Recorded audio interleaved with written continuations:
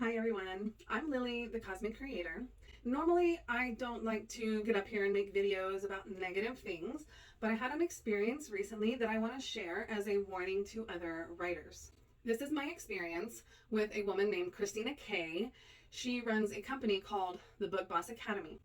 So the story starts when I was hired by a client to help them find an editor, an agent, and a publisher. This is something that I normally do for people. I'm a professional editor myself, but I don't work in the genre that this client had brought to me. So I help them to find an editor in their genre.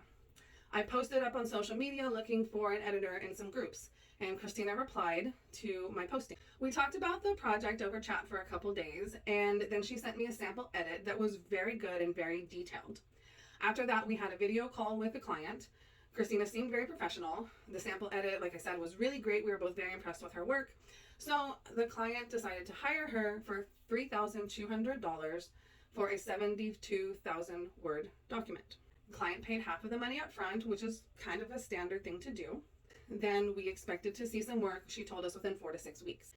2 weeks after she received the manuscript, Christina emailed the client frantically saying she needed the rest of the money that day or else she was going to get evicted, saying that her landlord was a big jerk and he wouldn't give her any extra time and he was going to send the sheriffs out that same day if she didn't pay her rent. Well, I had just been through an illegal eviction, so I know how the process works.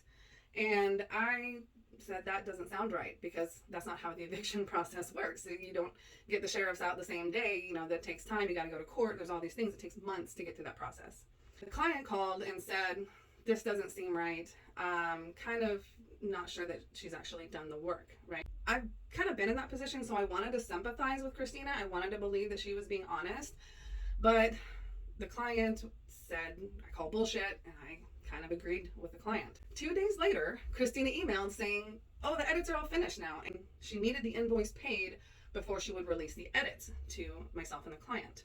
The client came to me and said, I don't feel good about this, but I kind of want to see what she did. So the client went ahead and paid the invoice and we received the edits.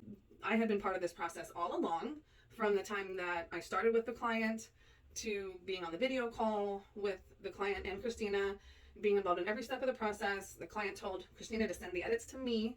So I'm a part of this process. I'm working with the client and with Christina here, okay? Christina emailed us the document with the edits, right? There were 2 different documents.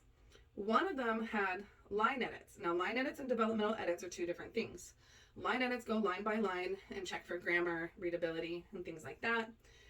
Developmental edits, which is what I hired her for, is where you go through the entire story, scene by scene, commenting on the overall development of the story. I asked her specifically to give us help with the characters that needed development. There was a few plot holes that needed to be filled, and we wanted a bigger climax at the ending because it's a suspenseful story. The one document had line edits. That one, she said, wasn't done by her. She said it was done by somebody else that worked at her company. And she said the developmental edits were done by her. So I opened that document and it's only 3 pages long, 72,000 word novel. She had 3 pages only. Now, 250 pages of a book, 72,000 words. She sent 3 pages over. Only one of those pages had actual notes on the content. She basically said the book is perfect. And here's some information about the ending.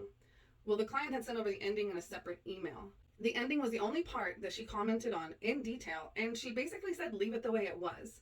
But she kept referring to things as the way it was that were not in the original book. So when I read this, I said it's pretty obvious that she hasn't actually read the book. She didn't give any notes on it, and then the things she said about the ending were referring to things that were not in the original. So the client asked me if I would politely find out where the rest of the notes were, if she had anything else to say about the rest of the book. So I emailed Christina asking politely, do you have any more notes? This is what we paid you for, were developmental edits. I just didn't see enough of that. I really liked the rest of the notes you have on the book. She replied very angrily with a lot of big caps and, looked like she was shouting that she had never been accused of not doing her work, that she worked her butt off for 3 days getting this done for us so that we could have it done earlier than anticipated. And she did exactly what we asked, that the book was perfect. It didn't need any help at all. which isn't true. The book is a good book, but it needed developmental editing, which is why we paid her $3,200. And then she, at the end of the email, said we were both such horrible people that she was going to block us both on email and never to respond to her again. Well, since she said she blocked us, I went ahead and released a public review of her work on the group where I found her. She replied to my social media, to Facebook, and to the email with a cease and desist letter saying that it was defamation and libel, and she was going to contact her lawyer and that she was going to sue me for libel. I responded, I couldn't respond to you directly. You said that you blocked me over email. But since you haven't blocked me over email, I went ahead and responded to her via email and said, you don't have any basis for a legal claim against me. Writing a review of somebody's business is not against the law. It's not libel. It's the cost of doing business. It's one of the risks that you get into when you do business, is that you get bad reviews sometimes. And I told her you just need to develop a thicker skin and, become a better editor. Well, this was before I found out who she was. My client called me later and said, I just saw a bunch of TikToks about Christina. So I went on TikTok and I found all the reviews of the Book Boss. I felt sick. I felt sick that I hadn't done enough research before hiring Christina, and that my client had paid that amount of money, and that we had gotten our hopes up. Christina gaslit us, said all these wonderful things about us at the beginning, and then as soon as the client wouldn't pay her early, she switched it around, got very vile and ugly, threatening legal action, just a complete switch around. Turns out this is what she does to a lot of authors, is that she lures them in with her professional looking page, her professional reviews, which turns out they're fabricated, they're all fake. And she lures people in, telling them all these wonderful things about them as a writer. And then she demands money early.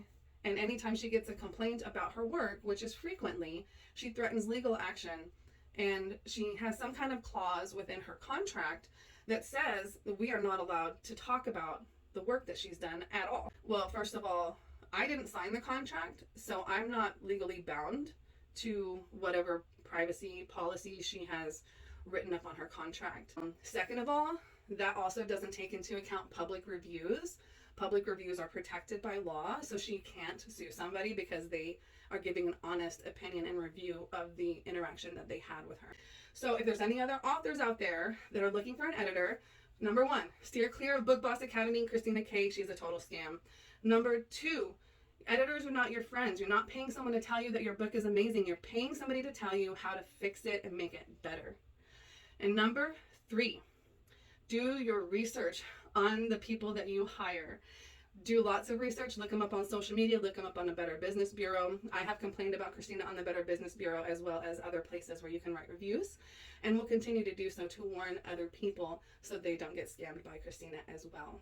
Protect yourself, protect your work. Be sure you read the contract that you're signing and make sure it is legitimate and that you are protected and not just the editor. And don't forget, you are allowed to write reviews.